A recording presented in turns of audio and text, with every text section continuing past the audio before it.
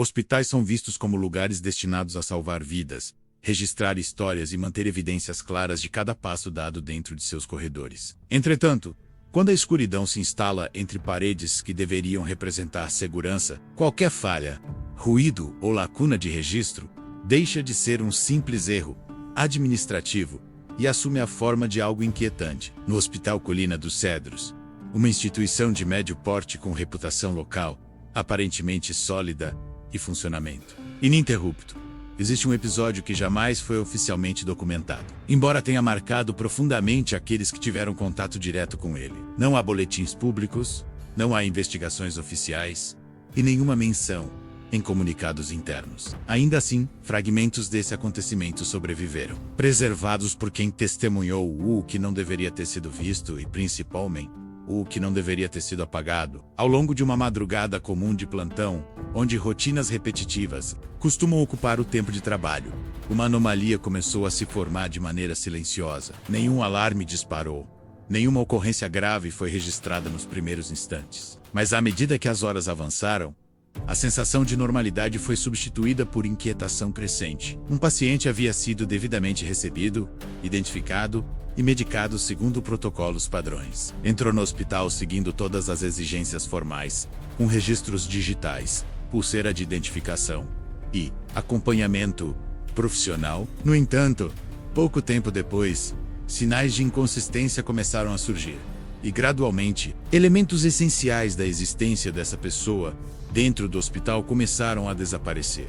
Primeiro, como falha técnica, depois como omissão, por fim, como se jamais tivesse passado pelo local. Quando a ausência passou a ser incontestável, o ambiente interno do hospital pareceu se ajustar para silenciar a situação. Informações foram retraídas, acessos bloqueados, vagas surgiram, e o que deveria ser um caso de análise urgente foi deslocado para o campo da negação institucional. A direção tratou de estabelecer uma versão única e superficial do ocorrido, demonstrando mais preocupação com a imagem da instituição do que com a verdade dos fatos. O caso deixou de ser um problema assistencial e passou a ser algo que precisava ser ocultado a qualquer custo. Quem tentou aprofundar questionamentos encontrou barreiras, advertências e, posteriormente, consequências diretas. As semanas seguintes revelaram que a ocorrência não era um evento isolado. Indícios sugeriram que episódios similares já haviam acontecido e recebido o mesmo destino: apagamento, silêncio e substituição por versões oficiais, sem espaço para contestação. Vozes internas começaram a ligar acontecimentos dispersos, mencionando transferências especiais, desaparecimentos administrativos e uma ala desativada mantida fora de mapas atuais, alimentando a suspeita de que existe mais no Colina dos Cedros do que o público, ou mesmo parte da equipe jamais soube. Este relato reúne, de forma organizada e preservada, fragmentos recuperados, memórias de funcionários, sinais indiretos registrados em horários, setores e documentos internos, compondo o que é possível reconstruir de um episódio que o hospital tentou enterrar. Não há garantias de que todos os elementos estejam completos ou na ordem exata em que ocorreram. O objetivo não é apresentar uma acusação direta, mas oferecer um panorama cuidadoso do que foi possível recuperar antes que tudo fosse suprimido. Cabe ao leitor analisar, deduzir e concluir se os acontecimentos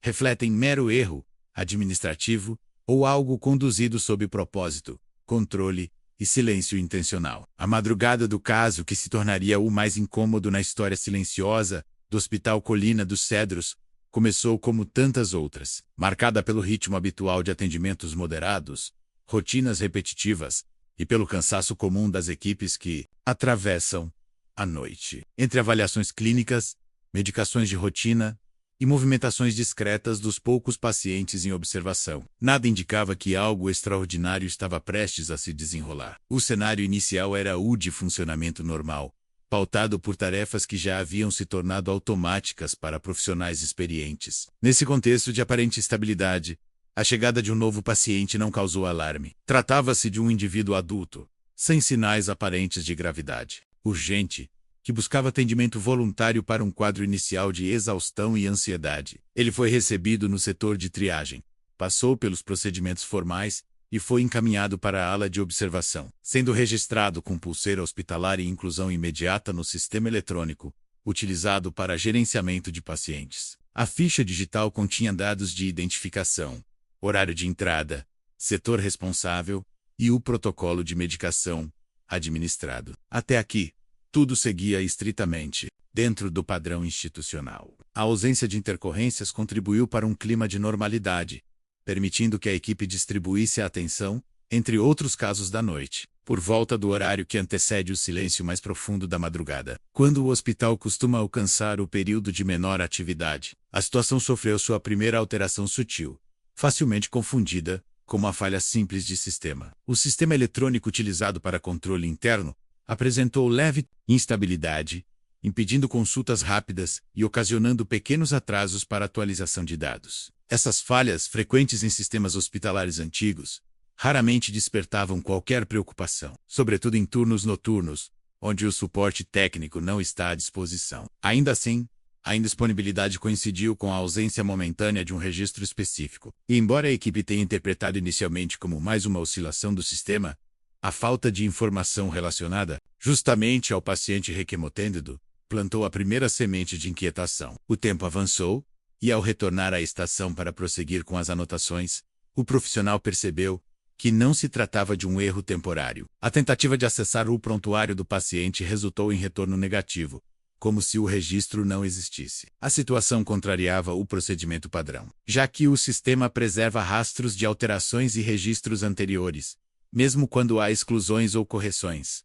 Na impossibilidade de confirmar qualquer dado no terminal, o profissional recorreu à verificação direta do leito, esperando encontrar o paciente descansando. No entanto, o leito estava vazio. Nenhum pertences pessoais, nenhum sinal de saída voluntária, nenhuma anotação no mural ou aviso verbal deixado à equipe. O que havia alguns minutos antes era agora ausência completa. O quadro deixou de parecer falha e começou a assumir tom de evento incomum. A ausência simultânea do paciente no leito e do registro no sistema estabeleceu uma contradição inaceitável dentro de um ambiente hospitalar. A enfermagem é treinada para reconhecer padrões, e quando esses padrões se rompem, a primeira reação é reavaliar a sequência de ações para encontrar a falha. Uma revisão imediata da ala foi realizada de forma silenciosa, com checagem dos demais leitos, banheiros próximos, corredores e áreas adjacentes ao setor. Nada indicava passagem, deslocamento ou pedido de alta. Nenhum funcionário tinha percebido movimentação anormal. As câmeras do corredor, quando vistas rapidamente pela equipe, não apresentavam qualquer imagem compatível com saída recente. Foi nesse ponto que a rotina deixou de existir. A partir do momento em que a ausência foi constatada, instalou-se uma atmosfera de inquietação silenciosa. A equipe, ainda tentando racionalizar o ocorrido, optou por reavaliar cada etapa para encontrar uma explicação plausível. O protocolo inicial de verificação incluiu nova consulta ao sistema eletrônico, que continuava sem registrar qualquer vestígio da existência do paciente. O sumiço simultâneo de pessoa e informação contrastava com a lógica hospitalar, onde tudo é registrado, monitorado e arquivado para rastreabilidade. O desaparecimento literal de um registro contrariava a integridade dos dados, despertando o primeiro sinal de irregularidade de cunho administrativo. Ainda assim, esforços iniciais foram direcionados para manter a situação sob controle e evitar especulações. A chefia de enfermagem foi notificada e orientou a equipe a tratar o caso como erro de anotação ou troca de leito, hipótese utilizada para justificar a ausência. Sob a ótica da supervisão, seria mais provável que o paciente tivesse sido realocado para outro setor sem atualização adequada no sistema do que considerar a possibilidade de desaparecimento de fato. Seguiu-se então uma verificação discreta em áreas adjacentes, incluindo banheiros, sala de medicação, sala de triagem, recepção noturna e corredores laterais. A ausência persistia, assim como a inexistência de qualquer anotação paralela. A falta de evidências físicas de saída, somada à inexistência de registro digital, formou uma combinação incoerente dentro de um ambiente cujo funcionamento depende do controle rigoroso de informações. Foi nesse ponto que a abordagem institucional começou a mudar de tom. Ao invés de intensificar as buscas ou acionar protocolo de desaparecimento interno, a atitude passou a ser de contenção da A tentativa inicial de acessar novamente o sistema revelou bloqueio temporário do login do profissional, que registrou a entrada do paciente, Situação incomum e raramente aplicada sem motivo formal. Essa ação elevou o nível de suspeita dentro da equipe presente, pois indicava interferência deliberada sobre o acesso a dados ligados ao ocorrido. Quando o login foi restaurado algum tempo depois, o sistema apresentou tela com ocorrência pré-preenchida, atribuída automaticamente ao profissional, declarando alta voluntária do paciente. Bastaria uma assinatura digital para validar oficialmente a versão que o hospital desejava manter. A elaboração prévia dessa ocorrência, sem solicitação ou investigação, sinalizou claramente a intenção de encerrar o caso de forma silenciosa e padronizada, evitando a abertura de não conformidade, auditoria interna ou comunicação superior. Tal procedimento contradiz os critérios normais de registro hospitalar, especialmente em casos de inconsistência de informação. A situação começou a assumir contornos de controle institucional, onde a prioridade não era localizar o paciente, mas ajustar a narrativa documental para impedir que o episódio avançasse como falha ou incidente. A frieza com que o caso passou a ser tratado pela gestão indicava que o enfoque estava na preservação da imagem institucional e não na apuração dos fatos. Com o aumento do desconforto, alguns funcionários passaram a adotar postura mais cautelosa. Comentários foram sussurrados entre setores e movimentos sutis começaram a surgir, como a recomendação informal, para que ninguém comentasse o assunto em outros turnos. O hospital parecia buscar isolamento da informação, impedindo que atravessasse barreiras hierárquicas. Contudo, ainda existiam profissionais que se recusavam a aceitar a versão apresentada como verdade. Entre eles, uma funcionária de outro setor relatou movimentações incomuns durante a madrugada, incluindo a abertura de uma porta controlada por crachá técnico genérico, utilizada normalmente apenas pela equipe de manutenção. O horário do registro coincidia com o período em que o paciente ainda deveria estar em observação. Não havia justificativa formal para acesso técnico naquela área, no turno noturno. Somando a isso, verificou-se que as câmeras externas próximas ao estacionamento apresentaram falhas precisamente na janela de tempo crítica. Parte das imagens estavam corrompidas ou indisponíveis, sem metadados de gravação. Embora falhas ocasionais fossem possíveis, a coincidência de ocorrer exatamente no intervalo em que uma movimentação não registrada teria acontecido aumentou significativamente o grau de suspeita. Até esse ponto, a soma dos eventos sugeria não apenas negligência ou erro interno, mas possível manipulação de registros e informações. A Pertidoli, o caso deixava o campo da simples irregularidade e passava a tomar forma de um episódio conduzido sob silêncio direcionado. Com o avanço das horas após o ocorrido, a situação deixou de ser tratada como uma simples inconsistência e passou a adquirir características de contenção coordenada. A ausência de comunicação formal para setores adjacentes e a tentativa de padronizar a ocorrência como alta, voluntária, sem assinatura e sem registro de saída, reforçaram a impressão de que a prioridade estava em controlar a narrativa e não em esclarecer os fatos. A recomendação implícita para acessar comentários sobre o tema começou a circular entre funcionários mais próximos da chefia, estabelecendo uma espécie de código de silêncio que transformou a irregularidade em assunto proibido dentro do plantão. Esse comportamento geralmente é observado em cenários onde instituições buscam evitar repercussão externa ou investigação oficial. Enquanto o silêncio era instaurado, fragmentos de informação continuavam surgindo por vias discretas. Uma funcionária de setor distinto, que não havia sido orientada ainda pela chefia, relatou ter visto movimentação incomum, envolvendo uma pessoa desconhecida, transitando com acesso restrito durante a madrugada. A presença de indivíduo não pertencente ao corpo clínico, circulando com liberdade em ambiente sensível e em horário de menor vigilância, adicionou novo elemento de preocupação. A ausência de registro formal dessa presença no livro de visitantes, ou na portaria, contribuiu para o caráter clandestino da movimentação. A combinação de portas abertas, mediante crachá técnico genérico, falha de câmeras em horário seletivo e aparecimento de pessoa não identificada, indicava a execução de ação coordenada com autorização superior. Nos dias seguintes, a atmosfera entre os colaboradores tornou-se mais densa. Conversas passaram a ser interrompidas com a aproximação de supervisores e o clima de vigilância informal começou a se instalar. Alguns membros da equipe relataram sentir que estavam sendo observados de forma incomum, seja por presença constante de gestores em setores onde raramente apareciam, seja por mudanças inesperadas em escalas de trabalho. Profissionais que tentaram buscar esclarecimentos junto à administração encontraram respostas evasivas, justificativas estruturais ou insinuações de que insistir poderia gerar complicações para os envolvidos. Esse método de desestímulo é típico de ambientes que tentam sufocar uma informação antes que se torne assunto de instâncias externas. A situação tomou novo rumo quando fragmentos físicos, relacionados ao caso, foram localizados pela funcionária,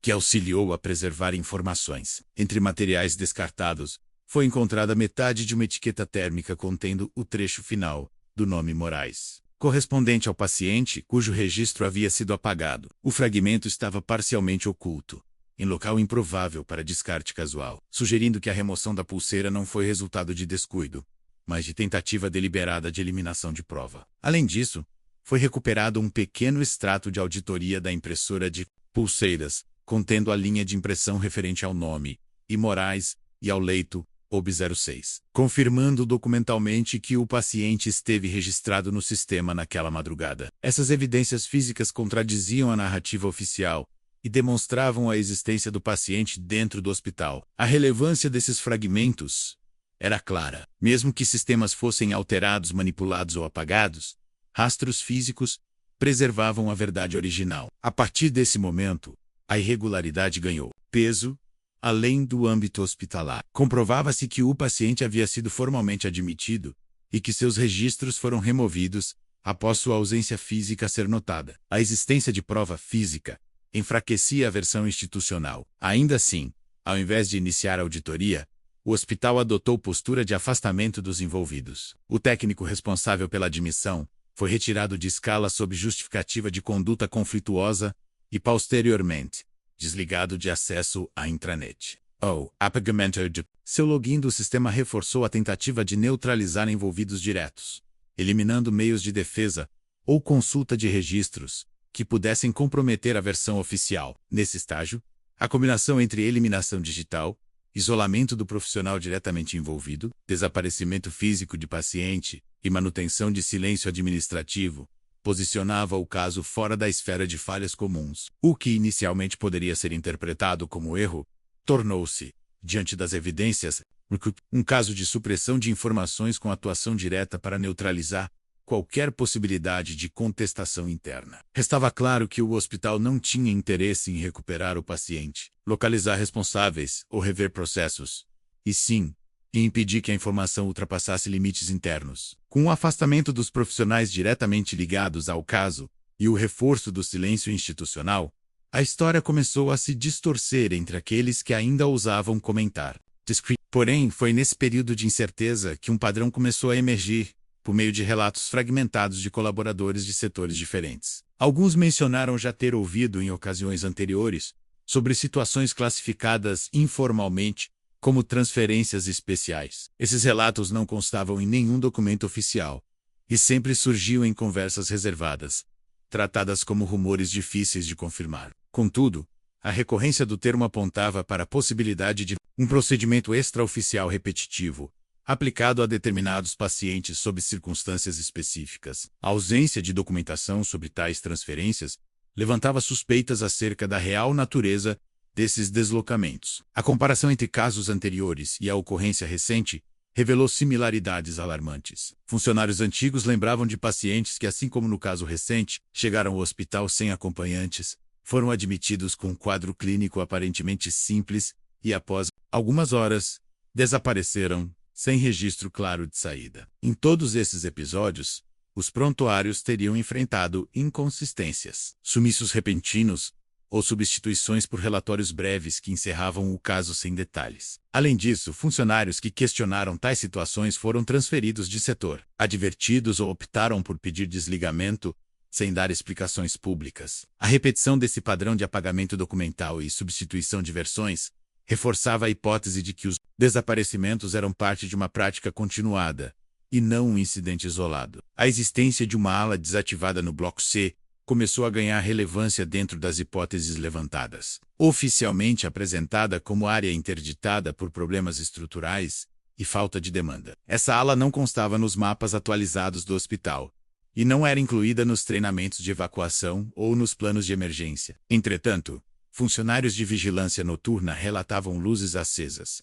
Ocasionalmente sons metálicos e circulação restrita no local, sempre em horários de baixa atividade. A aparente contradição entre abandono declarado e movimentação pontual alimentava teorias internas sobre o uso indevido dessa ala para fins não declarados. A designação informal C-ala, utilizada por alguns colaboradores, reforçava a existência de uma nomenclatura interna não reconhecida oficialmente. Outro elemento que aumentou a especulação sobre a ala desativada foi a completa ausência câmeras conectadas ao sistema central naquela parte do hospital. Alegando limitações técnicas devido à infraestrutura antiga, a administração justificava a falta de monitoramento como consequência da inviabilidade de instalação moderna. Entretanto, essa ausência contrastava com o restante do hospital, que havia passado por atualizações de segurança nos últimos anos. A falta de vigilância justamente em uma área de acesso restrito levantava questionamentos sobre qual seria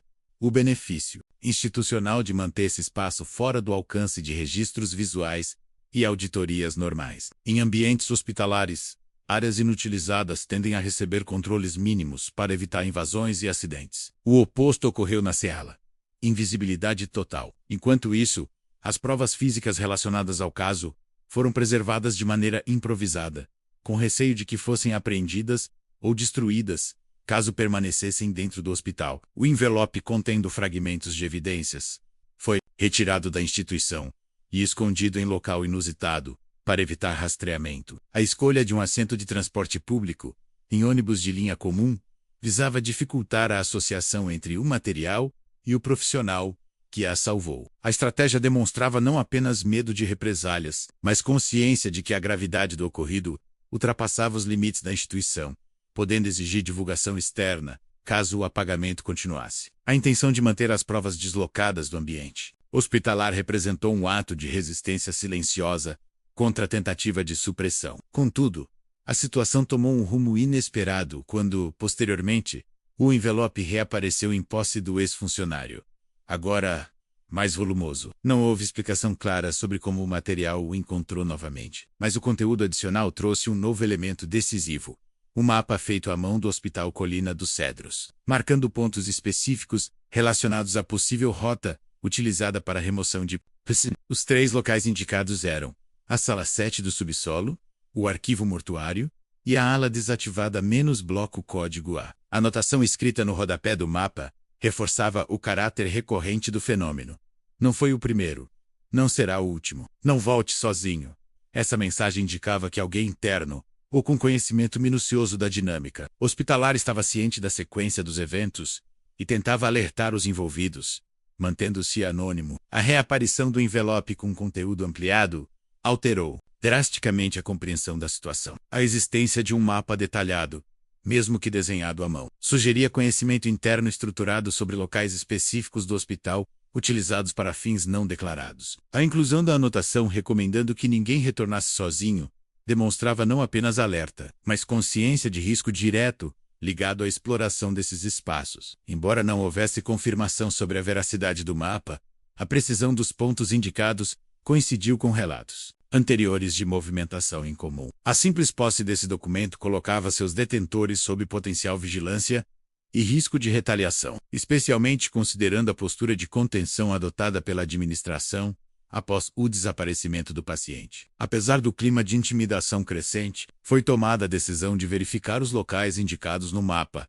na tentativa de confirmar ou refutar definitivamente a existência de procedimentos não registrados dentro do Colina dos Cedros, ou Retinal. O hospital não foi realizado por meio da entrada principal, a fim de evitar registro formal, identificação ou monitoramento. Utilizou-se um acesso lateral, normalmente destinado a entregas, e a equipe da lavanderia. Um ponto conhecido por ser pouco vigiado e sem cobertura de câmeras. Esse método de entrada reforça a percepção de que o hospital possuía zonas não supervisionadas, estrategicamente posicionadas, permitindo o trânsito discreto de pessoas sem registro visual. No subsolo, a primeira parada ocorreu na sala marcada no mapa como Sala 7, oficialmente destinada a armazenamento de materiais diversos e supostamente desativada. A sala apresentava condições incompatíveis com abandono. O ambiente continha macas metálicas alinhadas, cintas de contenção fixadas em algumas estruturas e evidências de uso recente. Marcas de arrasto no piso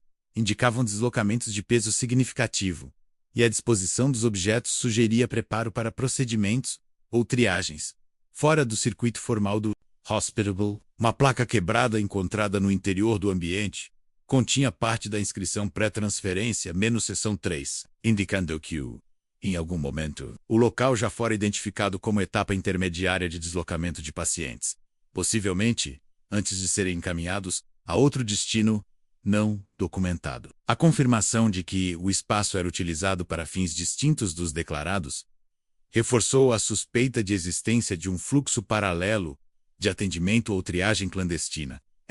Parecia operar sob a ausência intencional de registros e vigilância. A impressão deixada era de que certos pacientes eram direcionados para um circuito alternativo, contra qualquer protocolo médico ou ético. Em vez de serem acompanhados por profissionais autorizados, pareciam ser manuseados como itens em trânsito. A localização da sala 7, afastada da circulação comum de funcionários, contribuía para manter essas operações fora do campo visual da maior parte das equipes. A utilização de um setor escondido no subsolo para a movimentação silenciosa de pacientes corrobora a hipótese de uma estrutura paralela ao funcionamento oficial da instituição. O passo seguinte foi dirigido ao arquivo mortuário, segundo o ponto indicado no mapa. Essa área, tradicionalmente destinada à documentação e procedimentos ligados a óbitos, deveria manter rígido controle de registros. Contudo, ao acessar o local Observer-se, organização parcial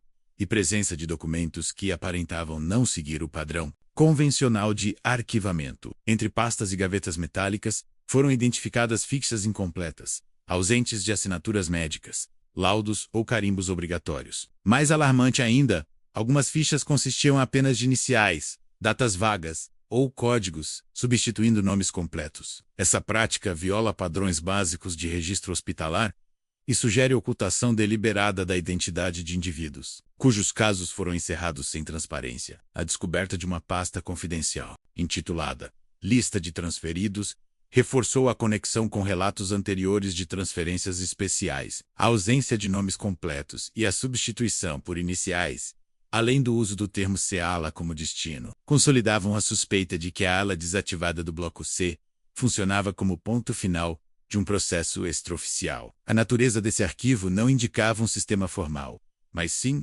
algo elaborado manualmente, como se o conteúdo não pudesse correr o risco de ser rastreado eletronicamente. Esse achado, aliado às evidências físicas e aos relatos internos, amplificou a percepção de que os desaparecimentos não eram casuais, mas sim parte de um método recorrente, organizado e sistematicamente ocultado dos registros oficiais. Após a confirmação de que documentos físicos sustentavam a existência de um fluxo não oficial de pacientes direcionados à chamada CLA, a situação atingiu um ponto em que o caráter clandestino do processo deixou de ser hipótese e passou a constituir indício concreto de operação paralela dentro do hospital. A presença de registros incompletos, fichas com iniciais e a lista manual de transferidos demonstrava organização suficiente para manter um sistema funcional. Ainda que totalmente desconectado do regime legal e ético esperado de uma instituição de saúde, o destino dos pacientes listados permanecia desconhecido,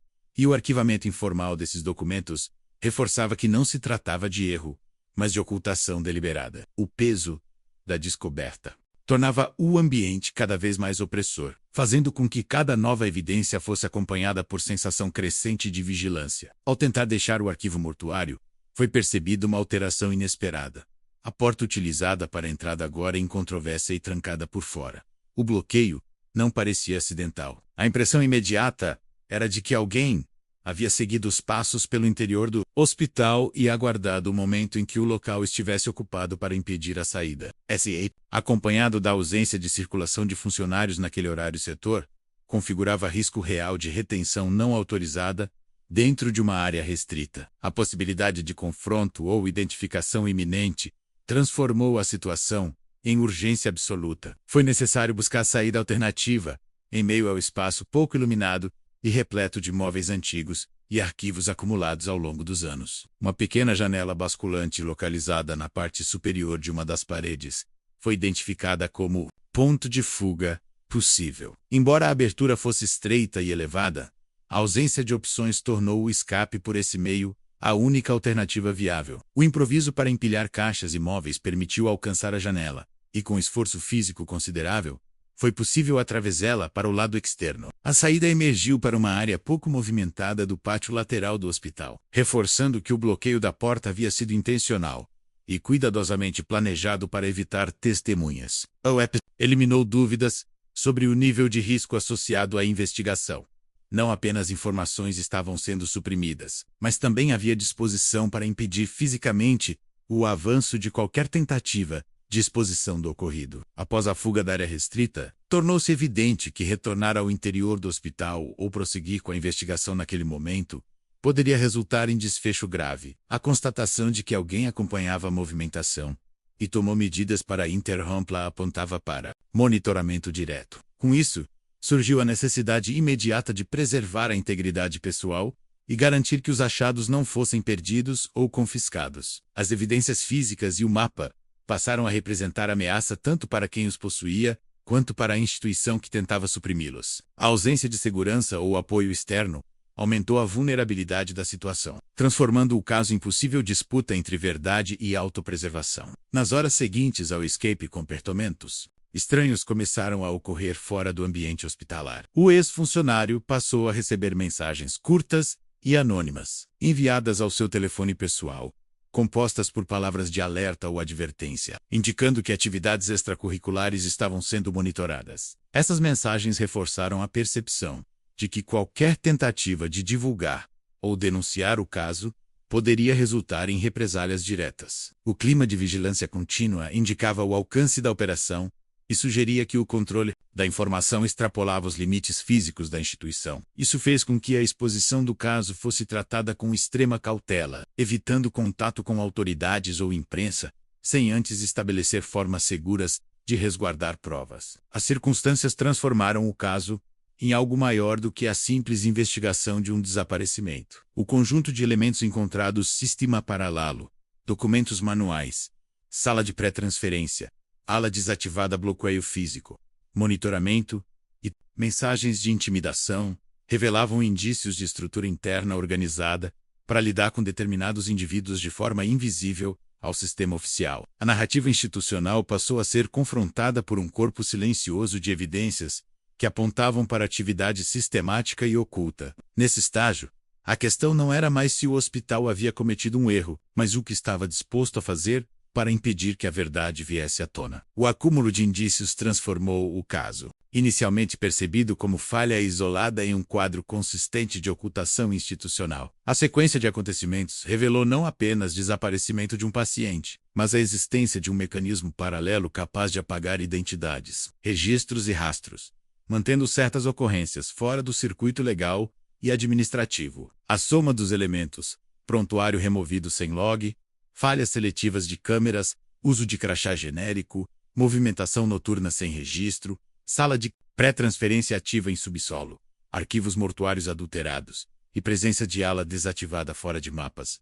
oficiais configuravam um modelo sistêmico de operação clandestina. Essa estrutura demonstrava planejamento, continuidade e capacidade de controlar informações dentro e fora do ambiente hospitalar, sugerindo o envolvimento de hierarquias superiores. A cultura de silêncio observada entre funcionários, reforçada por afastamentos, trocas de setor, advertências veladas e vigilância indireta, evidenciava que qualquer tentativa de romper a barreira de sigilo era rapidamente neutralizada. Esse comportamento institucional ultrapassa a defesa da imagem pública e avança para a proteção de atividade não declarada. Em vez de adotar medidas para localizar o paciente desaparecido, o hospital empenhou esforços para neutralizar questionamentos e estabilizar uma narrativa conveniente. A supressão de vozes internas, o bloqueio de informações e a retomada de controle por meio de documentos PR elaborados indicam um sistema que opera sob lógica de preservação da operação,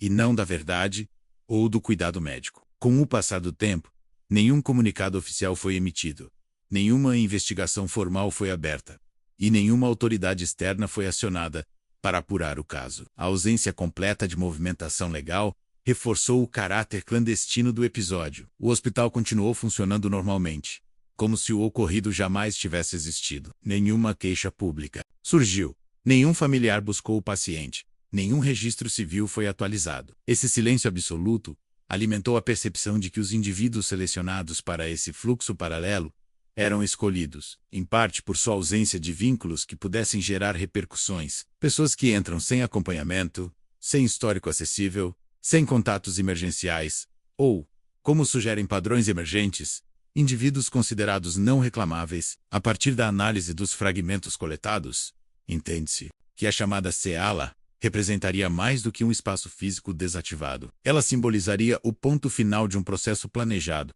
para retirar certos pacientes do circuito oficial. Se o destino desses indivíduos é médico experimental, punitivo ou direcionado a terceiros, não existem elementos suficientes para conclusões definitivas. Contudo, o conjunto das evidências sugere que não se trata de erro, improviso ou caso acidental. Há método, repetição e padronização. A ausência de rastros formais indica uma operação que depende do apagamento completo da existência documental dos pacientes envolvidos. Assim, qualquer tentativa de revelar o que ocorreu passa necessariamente por superar barreiras intencionais de ocultação. Até o momento da última atualização deste dossiê, nenhuma fonte interna assumiu responsabilidade ou apresentou explicação oficial. Funcionários evitam referências diretas ao caso e preferem atribuir a história ao campo dos rumores, como mecanismo de autoproteção. O hospital permanece operando com a mesma estrutura física. CEALA continua fora dos mapas e das instruções de evacuação. Não foram identificadas reformas, fechamentos completos ou iniciativas de auditoria que justificassem a desativação formal do espaço. Permanecem relatos ocasionais de movimentações discretas e iluminação no local durante a madrugada, embora não confirmados oficialmente. Nenhum paciente com sobrenome Moraes voltou a ser registrado após o episódio, reforçando a percepção de que nomes relacionados ao caso são agora evitados. A conclusão deste dossiê não aponta soluções definitivas. O propósito central é registrar, da forma mais íntegra possível, as informações que escaparam ao apagamento institucional. O conteúdo aqui reunido representa fragmentos preservados de um acontecimento que, de outra forma, teria desaparecido completamente da realidade documentada. Não é possível determinar a extensão total do que ocorre ou ocorreu dentro da ala desativada do Bloco C. Tampouco o número exato de indivíduos afetados. O que se pode afirmar